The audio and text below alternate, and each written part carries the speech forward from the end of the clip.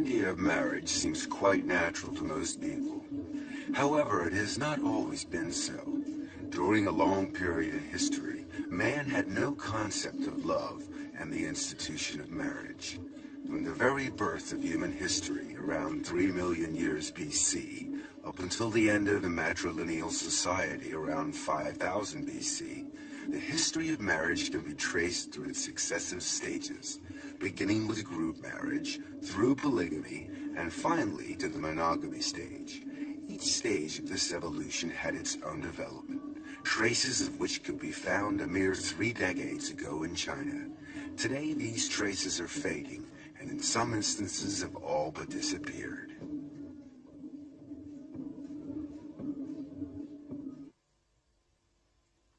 Feudalism ruled over China for thousands of years, and indeed its influence is still felt today. In Shaanxi Sheng, the cradle of the Chinese nation, this feudalism can be witnessed in the marriage customs. The marriage is arranged by the parents and the matchmaker. Family reputation is important and is scrutinized carefully. Many formalities must also be observed. The bride's birth chart must first be obtained. It is then hung at a shrine in the groom's house for 3 days. If nothing evil happens within this time, the bride-to-be is considered fortunate.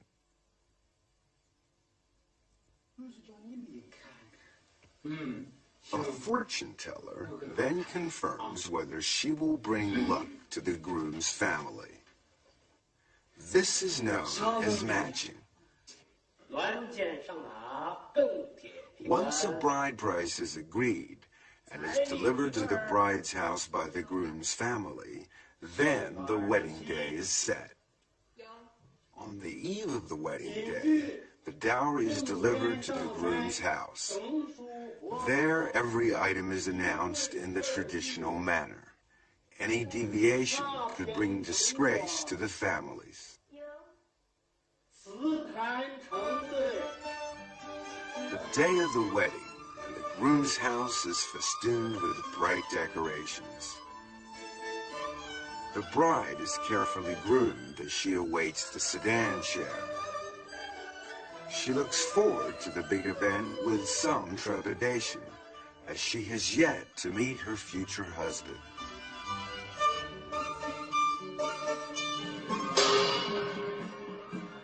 Back in the days when there were still imperial court examinations, those who passed the exams would have a parade in the streets to let everyone know about the great event. And a wedding was also regarded as very important.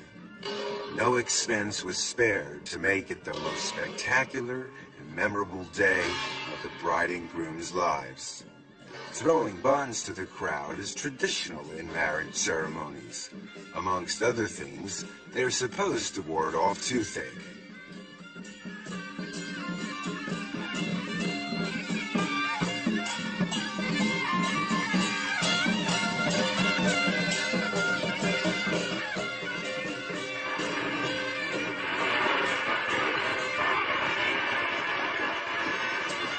At last, the bride arrives.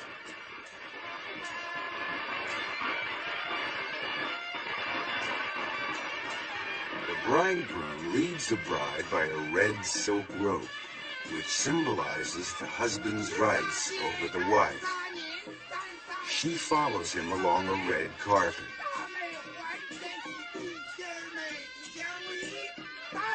The bride clutches a vase and a mirror as she steps over first burning coals and then a saddle to protect her against evil.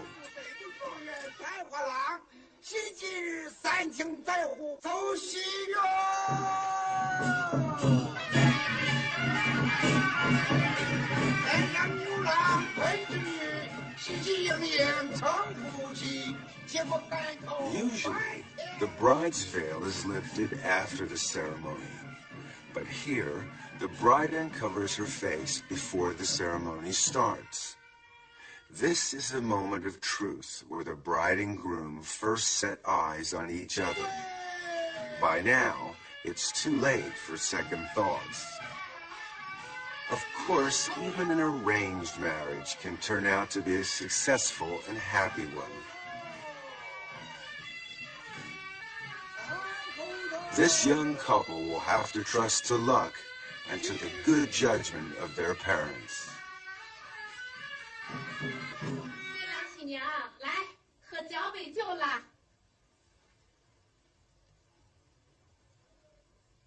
After the cup of wine, as custom dictates, the newlyweds walk around the four sides of their nuptial bed to pray for a large family.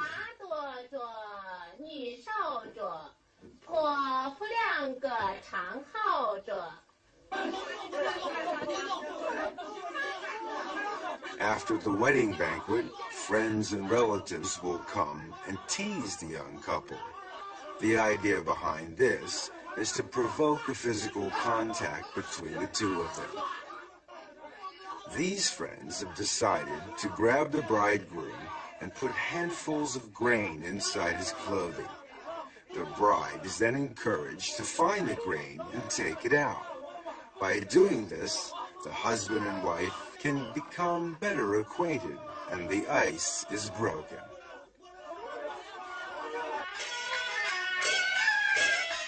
Secular marriages are quite common. In fact, it's even possible for a man to marry a ghost.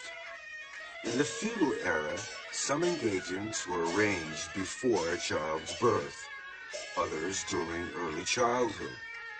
Life expectancy and the child's mortality rate often left one or the other future partner with no one to marry. In Fujian, a surviving male may remarry. However, he is still betrothed to the deceased, and he must marry her before he can marry her replacement.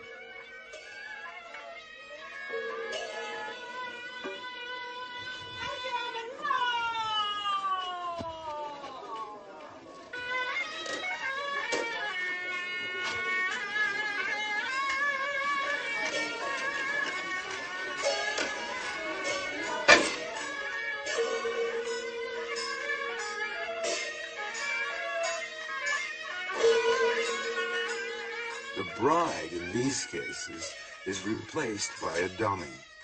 The ceremony remains the same.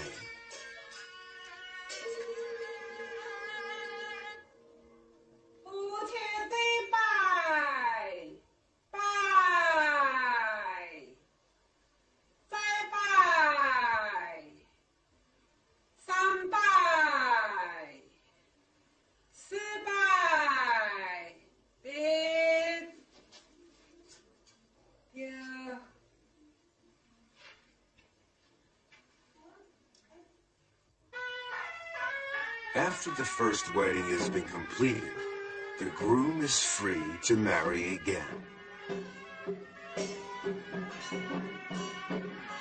The second bride must pay her respects by bowing to the dummy, as the first bride's spirit has already entered the room.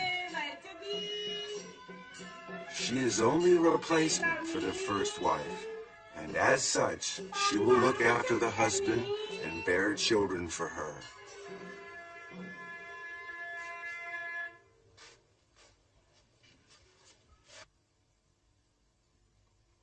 On the first night of the honeymoon, the dummy is put on the bed. Beside her is a paper husband, so that she won't be jealous.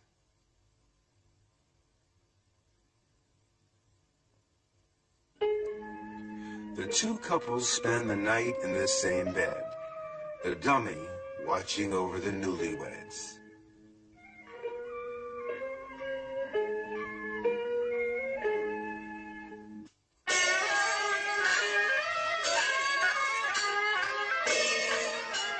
These feudal practices are unfair when it comes to women who lose their betrothed before the wedding day. If the man dies, the woman must marry his ghost. But unlike a man, she is required to remain a widow for the rest of her life.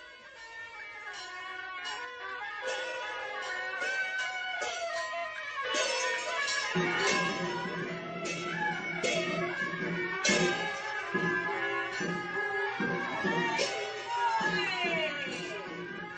wedding formalities are gone through as usual, but in this case, a rooster represents the groom.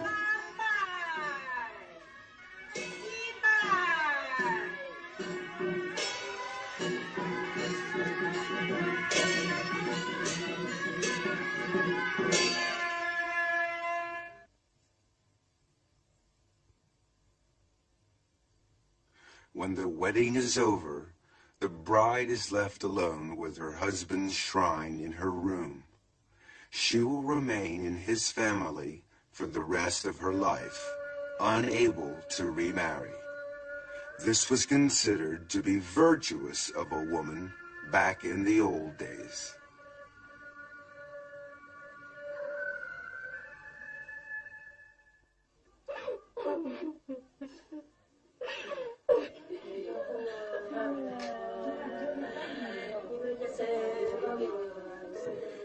This bride-to-be is weeping over her coming marriage.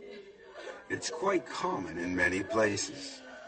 In Hunan, the Tujia tribe is a typical example. According to custom, this girl started weeping 48 days before her wedding day. Her weeping is interspaced with singing. She is sad because her marriage will mean leaving her parents.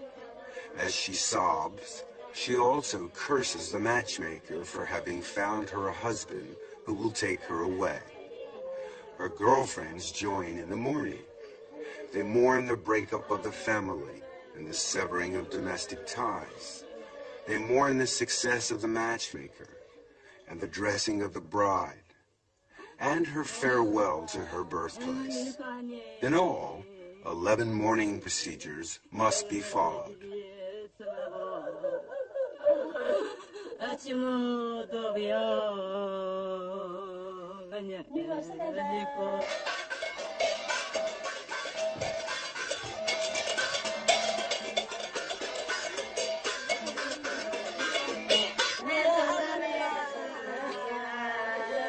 The wedding day begins with the bride, still sobbing, taking her place in the sedan chair. She bids farewell to her lamenting family, knowing that she will return in 3 days' time to a, hopefully, more happy atmosphere. She bids a last goodbye to her ancestor's shrine amidst a chorus of wails.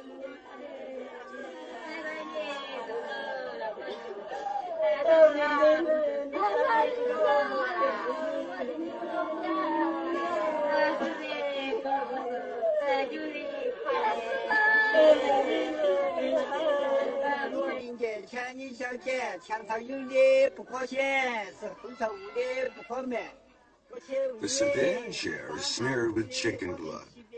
This is to prevent any bad luck being carried with her to the husband.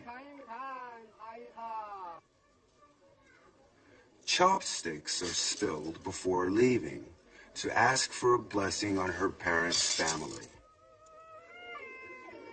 After that, the bride is not allowed to touch the family ground when getting into the sedan chair and must be carried on her brother's back.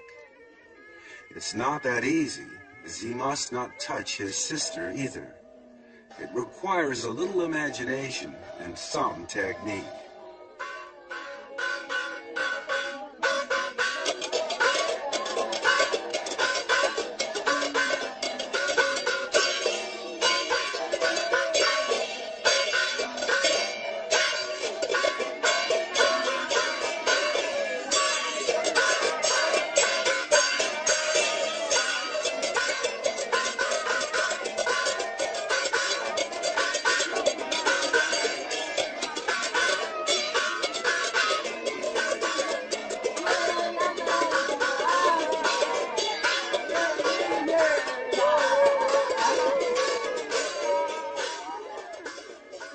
A bride is supposed to struggle to show that she is unwilling to leave her family.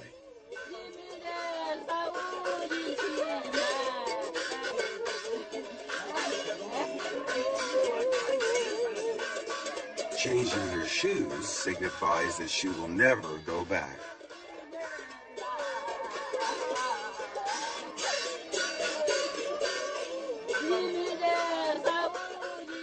Her girlfriends make a pretense of grabbing the sedan chair as it's leaving. It's very important to make a good show of this. Some scholars believe that this symbolizes the woman's resistance to the husband's rights.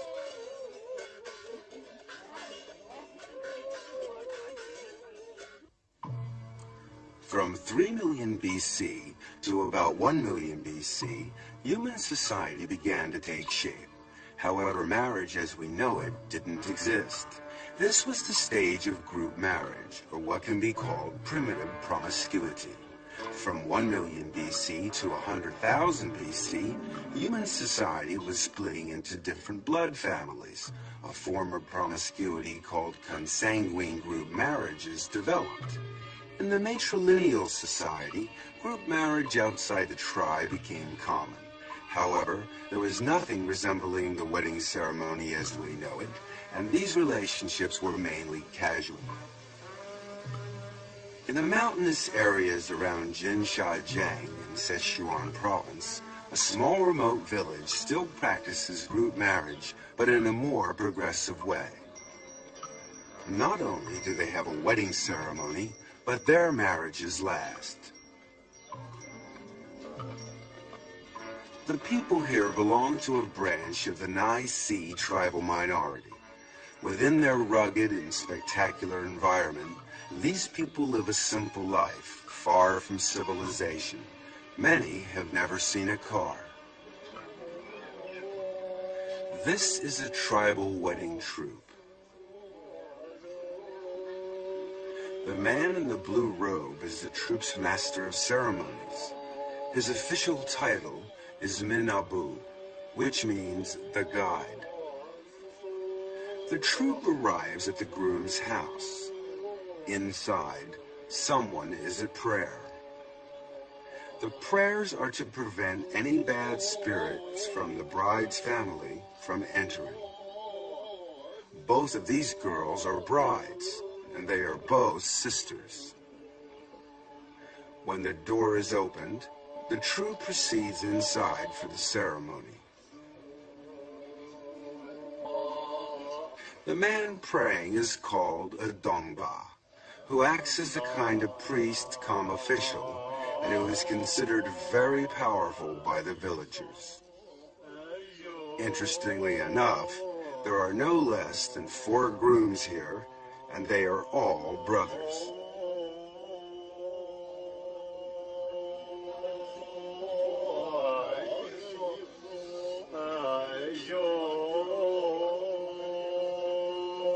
The tying of a cowhide rope is a very important part of the ceremony. It will ensure that the women will not run away. Actually, there doesn't seem to be much chance of that happening. Toasts are drunk to the happy event. The first toast is to the Minabu. Then the brothers drink to their future closeness.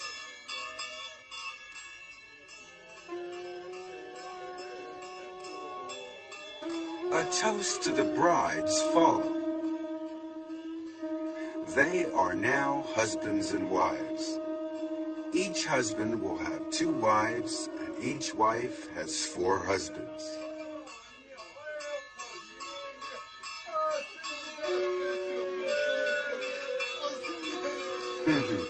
He'll drink to that.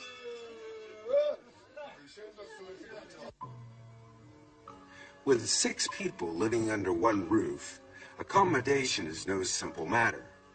They must live in a 3-story house, husbands living on the top floor, and other members of the family on the 2nd floor, including the 2 wives. The wives are not allowed upstairs. When a husband feels romantic, he must go downstairs. This could cause a problem if all 4 husbands have the same idea at the same time. In these cases, it's a rule of first come, first served.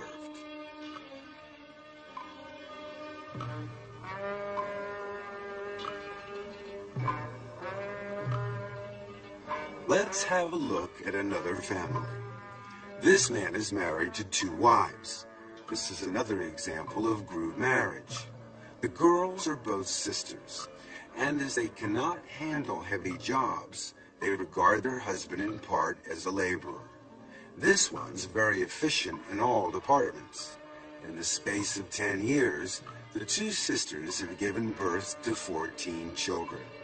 So this man is proven to be a good husband, as a large family means a big labor force. It's harvest time in the surrounding countryside. The procession of family members makes its way towards the fields.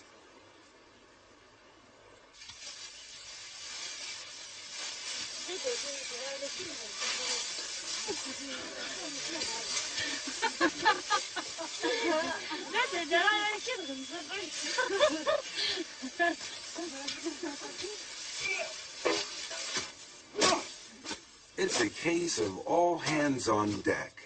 A big family means less hired labor and more money.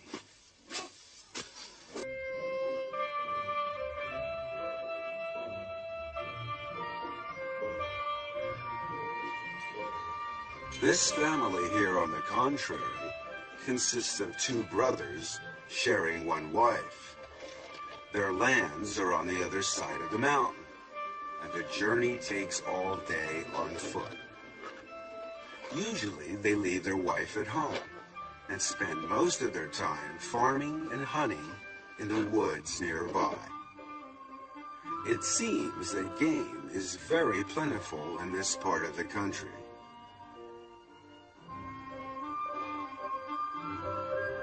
The wife takes charge of all the housework and cooking. The staple diet is a mixture of corn flour. With wheat, they make a kind of wine, which is drunk daily. Clothing is knitted from either wool or hemp, and each family makes do with articles that are homemade. Their only mode of transport is by foot, but the people seem content with their simple lifestyle.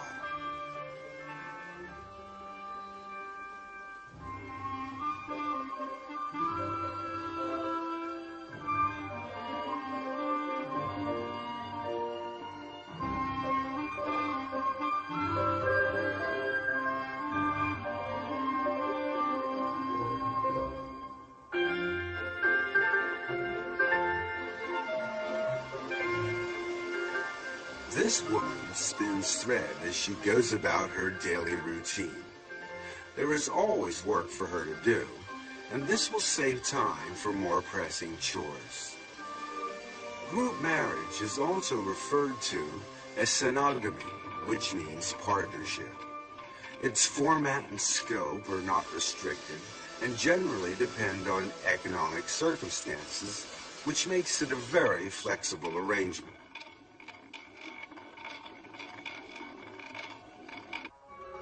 The Dong tribe were formerly a branch of the Yu tribal people.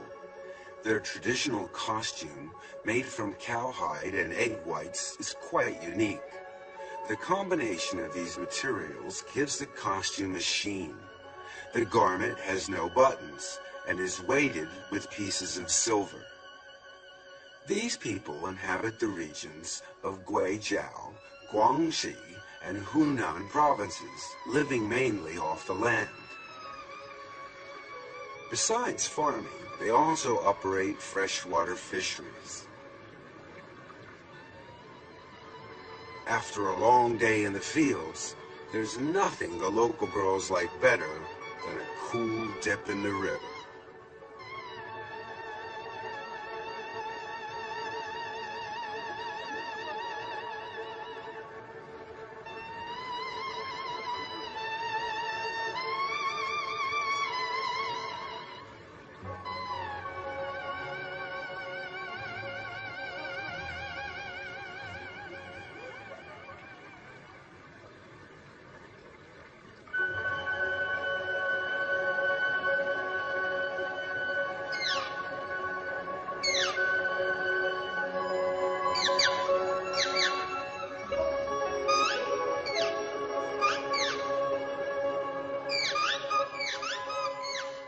On some of the main routes to the village, intricate wooden bridges span the rivers. They're known as storm bridges because they are used as shelter during bad weather.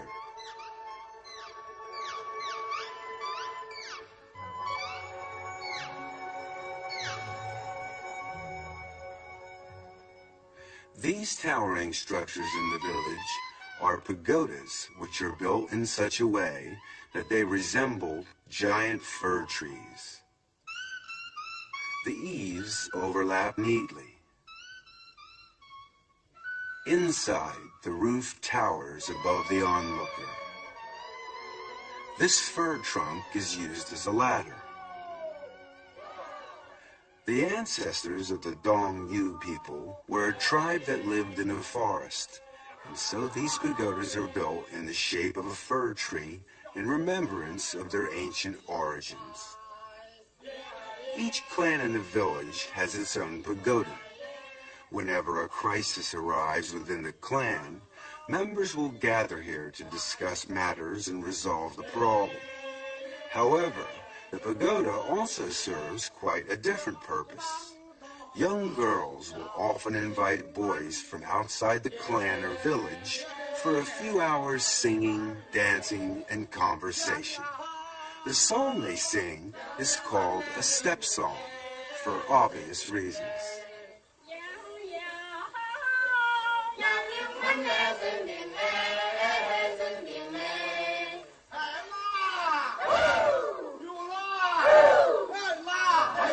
The wedding of a Dong villager.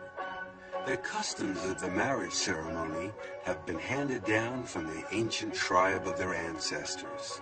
It's a form of marriage by capture.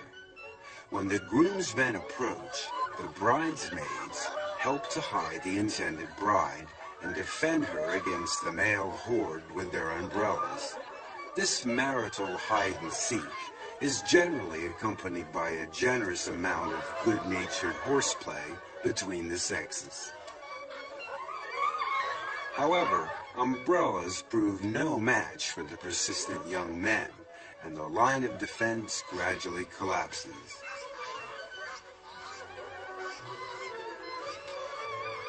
The pursuers are gaining the upper hand as the girls fight a rearguard action to protect their friend.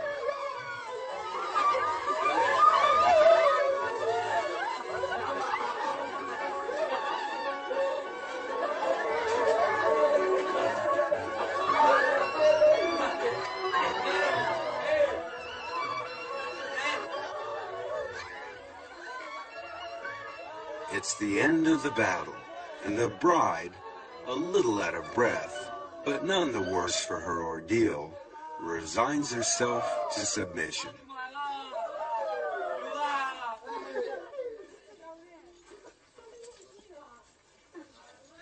A Dong groom need not go to meet his bride. Instead, accompanied by her bridesmaids, she walks off to join her future husband.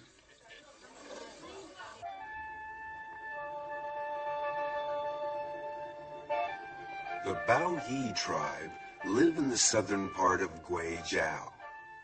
All the houses in the village are made of stone, even down to the roof tiles.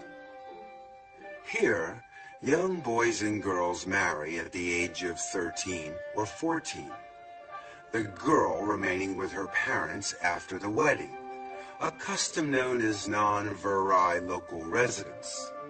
During this time, she continues to dress like a maiden, sees her own friends, and carries on meeting other men freely.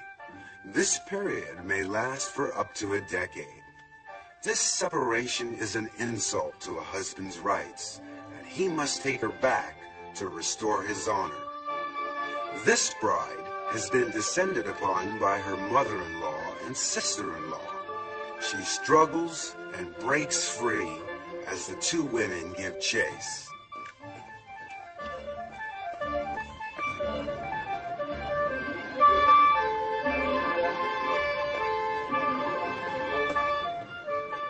Finally, the game is up, and the bride captured.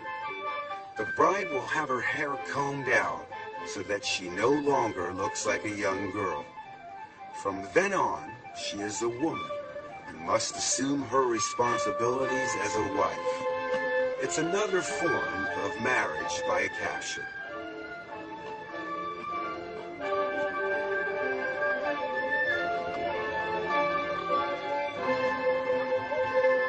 Three days later, the mother-in-law and sister-in-law bring along a rooster and some wine to the bride's house to collect her.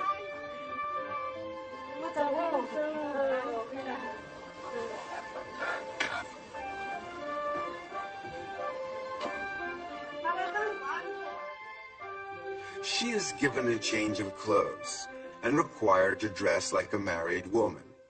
A traditional hat is placed on her head. From now on, she is obliged to stay with her husband and renounce her flirting with other men.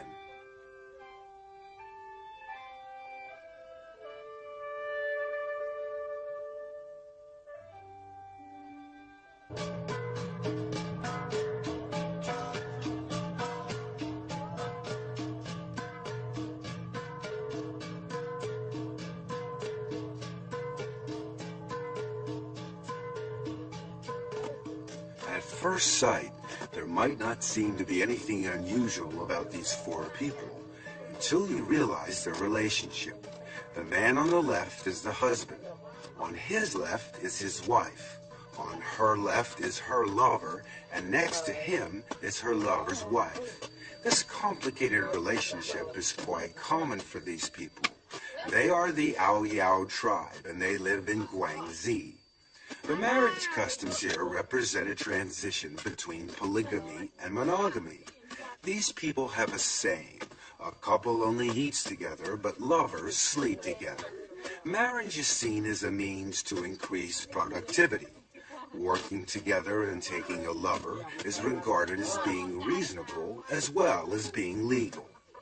This is the time for planting, and so the wife's lover brings along his wife to lend a hand in the fields. The husband, of course, is very grateful to them. A lover's date is usually initiated by the woman. With this secret signal, the lover will know exactly what to do.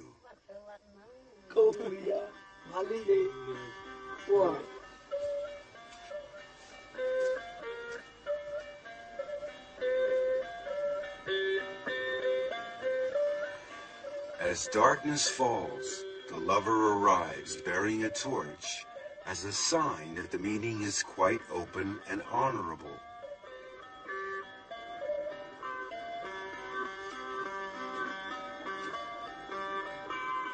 The family hasn't quite finished eating dinner when the young man arrives, but the husband behaves normally and receives him as a distinguished guest, since everything is above board. The lover feels honored.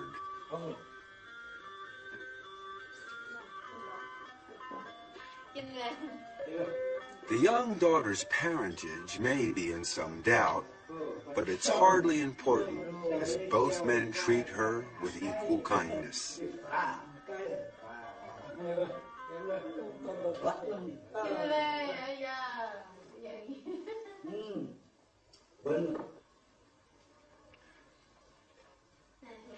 After supper comes entertainment, but first they gather to wash their feet together. This feet washing symbolizes their closeness as a family.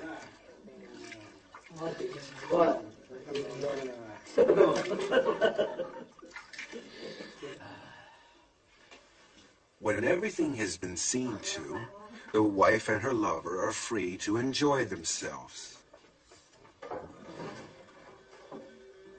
The husband is expected to leave them alone, so he lights his own torch and goes off to meet his own lover.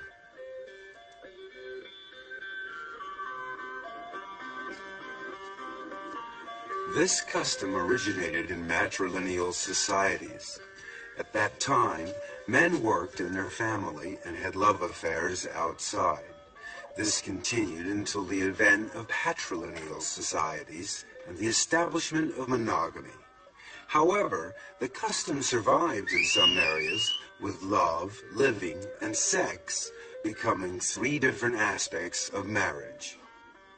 Love affairs in the Kashan Yao tribe are also quite open. If a girl invites a boy over at night, he can't use the front door. However, that's no problem for this resourceful Romeo. The post is there just for this purpose, and he climbs up to join his sweetheart.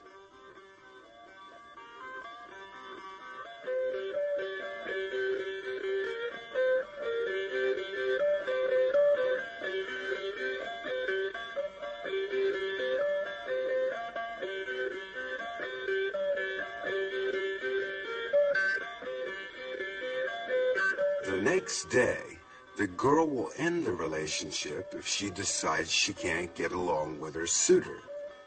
If she likes him, however, she will introduce him to her mother.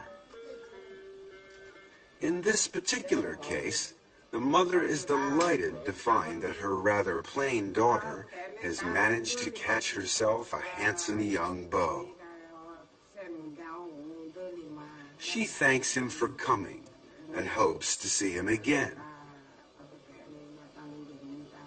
He is given a present and asked to stay a while. A marriage looks to be on the cards. Their customs show matrilineal characteristics before marriage and patrilineal characteristics after marriage.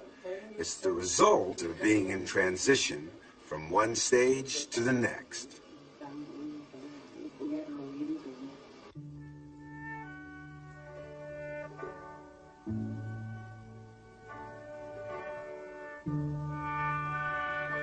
The Anis in Sichuan Bana are a branch of the Hani people. Their village is unusual in that each house is surrounded by small cabins. The houses serve as the living quarters.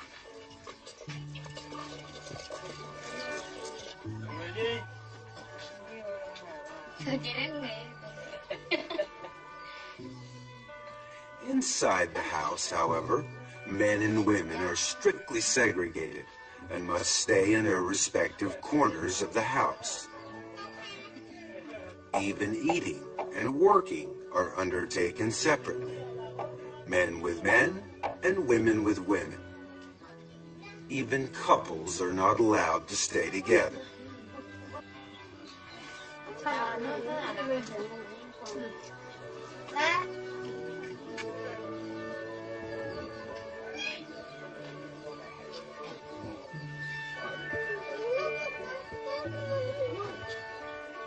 As you can imagine, this total separation is not conducive to the propagation of the species. So this is where the cabins come into play. Every male adult has his own cabin where he can date girls and indulge in his amorous pastimes. It's a characteristic of their patrilineal society.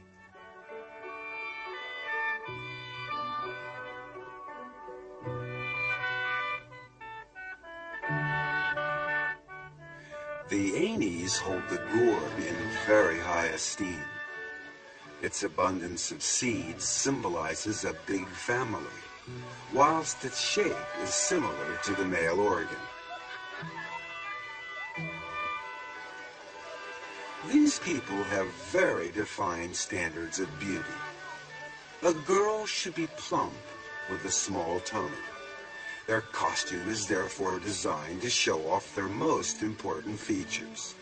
The skirt is just long enough to cover the bottom, and it sits low enough to enhance their beautiful figures.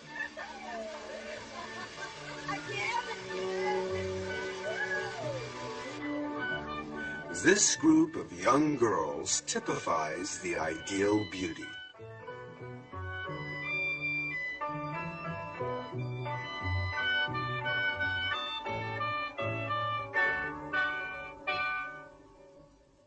But even beauties need a little makeup. Their adornments are extraordinary. Silver, ribbon, and lace are commonplace, although the girls often use nature's riches to enhance their looks. Strings of flower seeds are worn rather like a pearl necklace.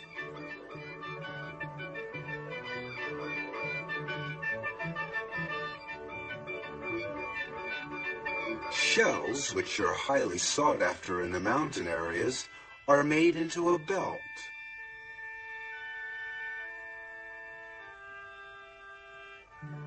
Another piece of natural jewelry is this flying beetle.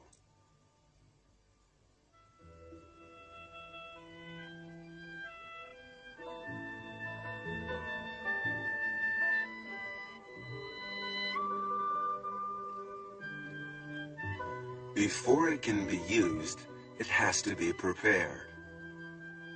The girls wrap it in a leaf, then dry it out thoroughly in the fire.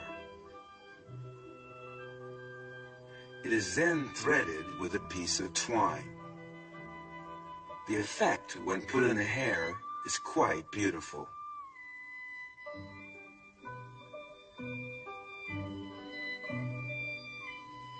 When an any girl reaches the age of 18, it's time to get married. But before any proposal can be made, a young man must know the girl's status. A yellow cap shows that the girl is 18 and is still single. A black hat means the girl is already married. A round hat means she's under 18 and can't get married yet, although she can have a social life.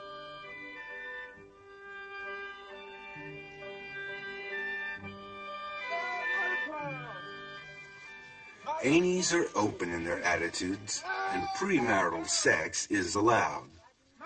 The young men and women often court through social activities, although it's not always easy, as they must marry outside their tribe. Once married, affairs are tolerated within the rules. That is to say, men are allowed to have them, but women are not.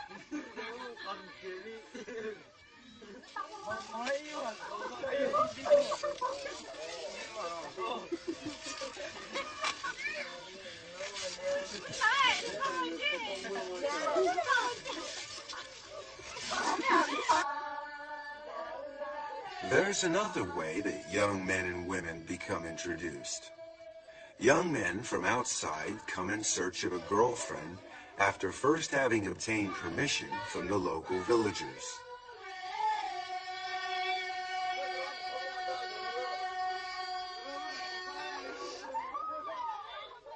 Once a young man has selected his girl, he must make his intentions known to her. 3 procedures must be followed. Firstly, the boy pulls her belt slightly.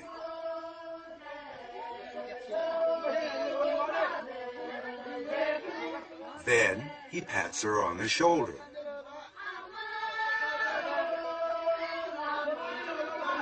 Finally, he grabs her from behind. If the girl resists, then the boy must leave her alone and try again with a different girl. This young man's wish has come true, and he's got his girl. To celebrate, the local boys treat him as an honored guest and give him a drink.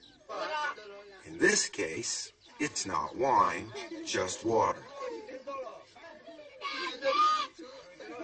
The lucky man is invited to stay the night, and a cabin is provided for the couple to spend the night in.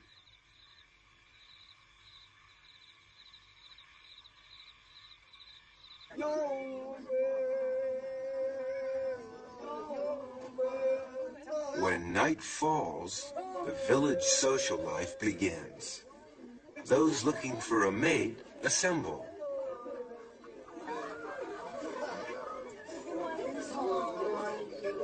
At first, the boys keep their distance.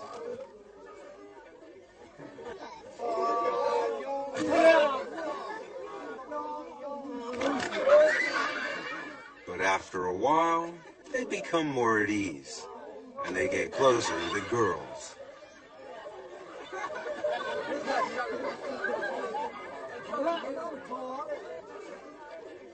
When a decision is made, the young man must approach the girl of his choice. If he is refused, it's bad luck, and he must try again.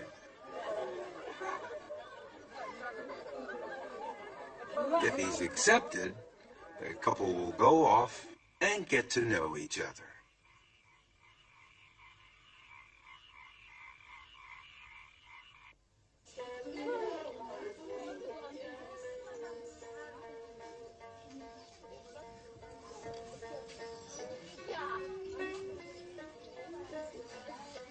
The remote Ai Lao Shan Mountains in Yunnan is the home of the Yiche. They are also a branch of the Han people. The Yiche women's traditional costume is quite unusual. It is made up of a pair of shorts with a front opening blouse which leaves the right breast exposed. It's their everyday clothing, and it's not considered indecent.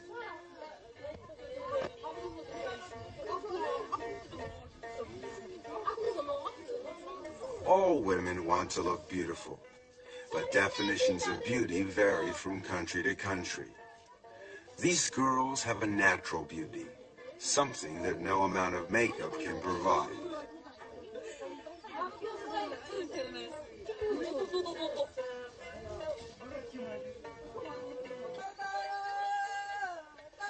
The Yiche have a special festival called Liang Hala, when young men look for a lover. The way they greet young girls is very unusual. Instead of shaking hands or even a kiss on the cheek, a man will press a girl's breast. Right side for old friends and left side for strangers. It's a great embarrassment if the wrong one is pressed, but the faux pas is quickly forgiven.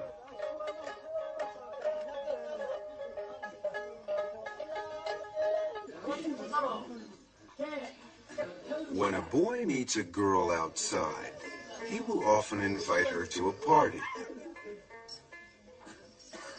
The number of boys is always the same as the number of girls, and they sit alternately in a circle.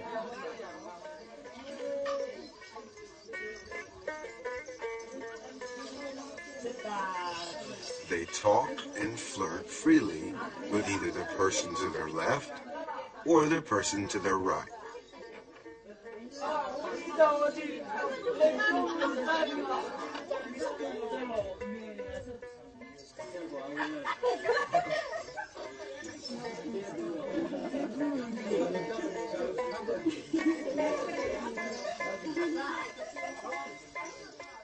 At first, they're shy and feel a little awkward, but after some wine, the ice breaks and everybody feels at home.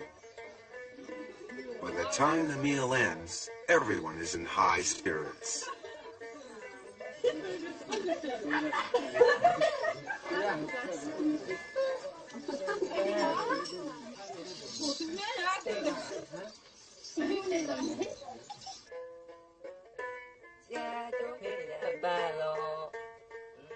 The Yiche are open in their sex life.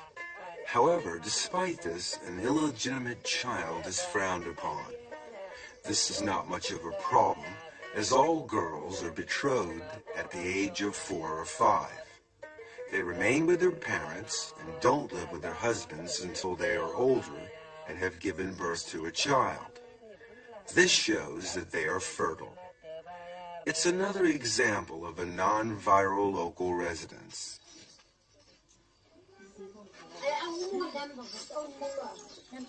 A bridal party readies itself for the big event. The smartly dressed girls here are only the bridesmaids.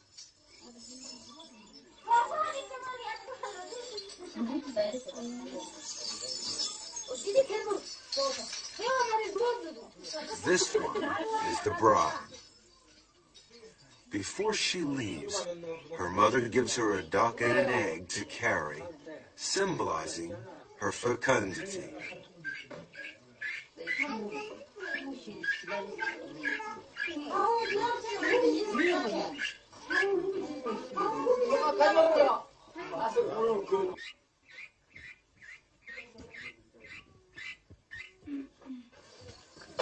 This man is being beaten as he is leading the party taking the bride back home. It's part of the custom here. A rope is tied across the path of the husband's village. Everybody may cross over except the bride. She must break the rope to show that she is cutting off her links with her past.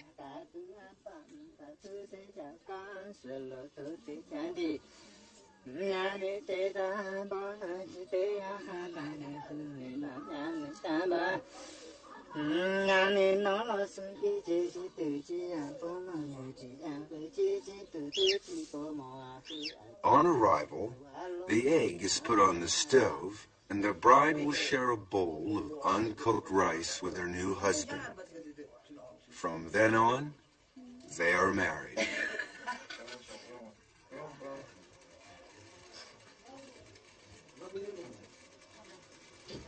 제일 맛없어요. 제일 맛없어. 맛은 맛없어.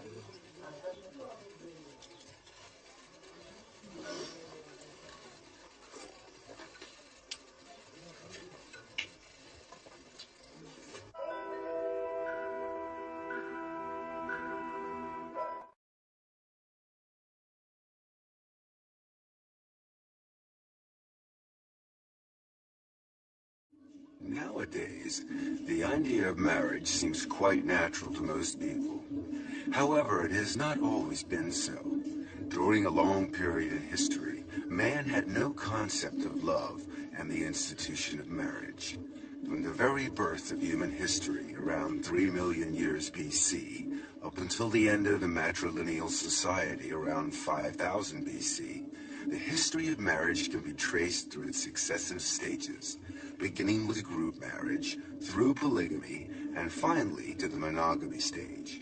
Each stage of this evolution had its own development, traces of which could be found a mere 3 decades ago in China. Today, these traces are fading, and in some instances have all but disappeared.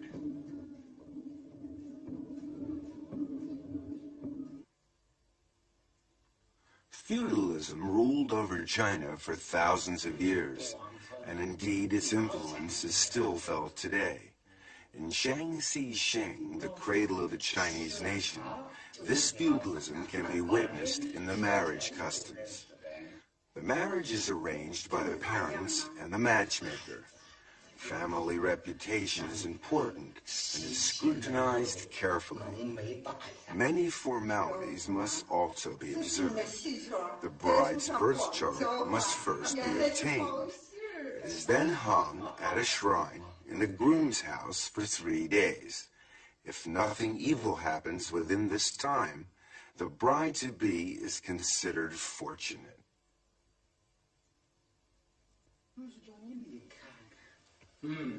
A fortune teller then confirms whether she will bring luck to the groom's family.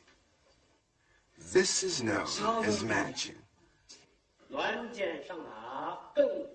Once a bride price is agreed and is delivered to the bride's house by the groom's family, then the wedding day is set.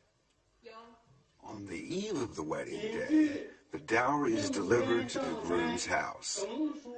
There, every item is announced in the traditional manner. Any deviation could bring disgrace to the families. The day of the wedding, and the groom's house is festooned with bright decorations. The bride is carefully groomed as she awaits the sedan chair. She looks forward to the big event with some trepidation, as she has yet to meet her future husband.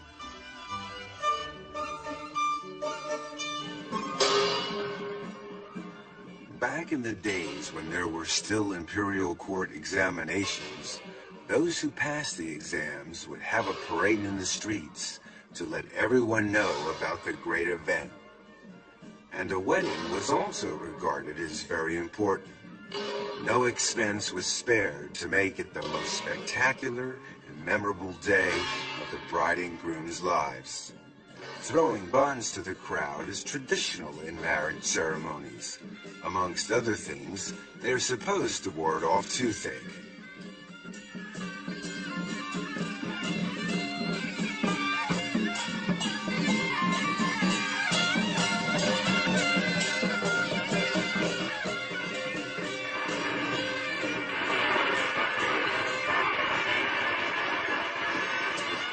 At last, the bride arrives.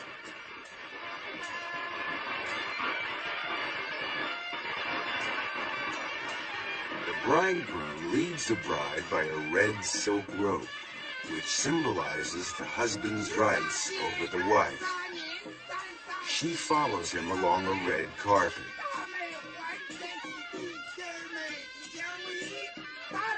The bride clutches a vase and a mirror as she steps over first burning coals and then a saddle to protect her against evil.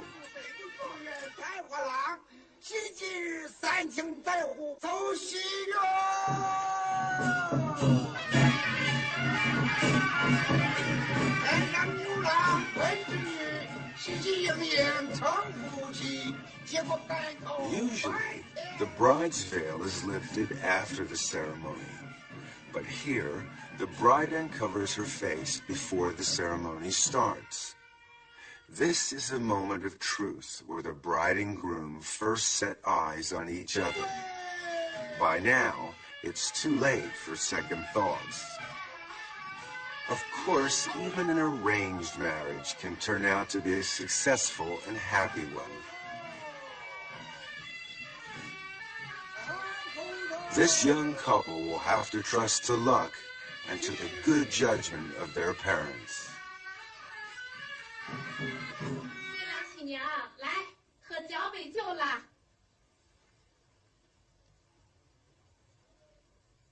After the cup of wine, as custom dictates, the newlyweds walk around the four sides of their nuptial bed to pray for a large family.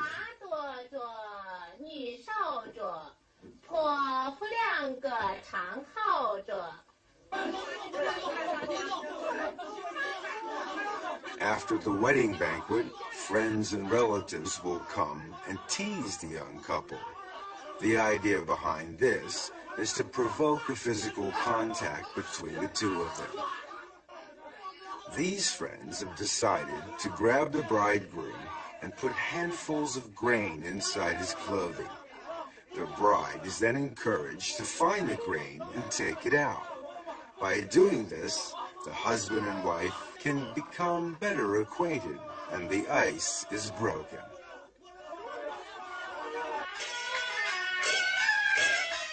Secular marriages are quite common. In fact, it's even possible for a man to marry a ghost. In the feudal era, some engagements were arranged before a child's birth, others during early childhood. Life expectancy and the child's mortality rate often left one or the other future partner with no one to marry. In Fujian, a surviving male may remarry.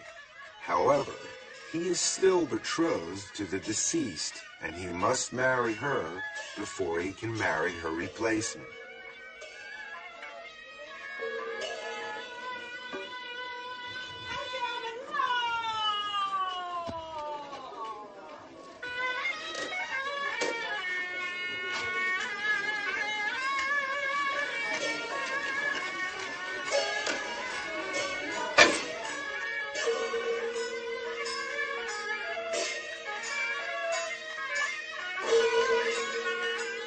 The bride, in these cases, is replaced by a dummy. The ceremony remains the same.